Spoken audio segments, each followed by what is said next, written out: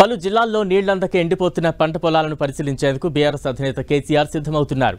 దీంతో పాటు లోక్సభ ఎన్నికల నేపథ్యంలోనూ ప్రజా సమస్యలను ప్రచారాస్త్రాలుగా మలుచుకుని జనంలోకి వెళ్లాలని కేసీఆర్ భావిస్తున్నారు. ఓవైపు కాంగ్రెస్ ప్రభుత్వ వైఫల్యాలను ఎండగడుతూనే మరోవైపు విద్యుత్ కొరత, నీటి ఎద్దడితో పంటలు ఎండిపోవడం వంటి ప్రధాన సమస్యలను ప్రచారంలో లేవనెత్తడంపై కసరత్తు జరుపుతోంది బీఆర్ఎస్.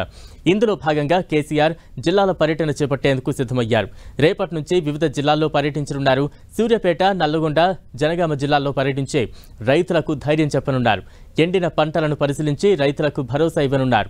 పంటలను పరిశీలించడంతో పాటు లోక్సభ ఎన్నికల ప్రచారంపై కూడా కేసీఆర్ దృష్టి పెట్టనున్నారు. కాంగ్రెస్ వైఫల్యాలను ఎండగడుతూ ప్రచారం చేయనున్నట్టు తెలుస్తోంది.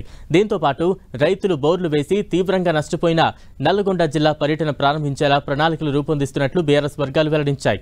పంట నష్టం, రైతులు ఎదుర్కొంటున్న సమస్యలను తెలుసుకునేలా ఆయా గ్రామాలను కలుపుకుని రూట్ మ్యాప్ను రూపొందిస్తున్నట్టు తెలుస్తోంది.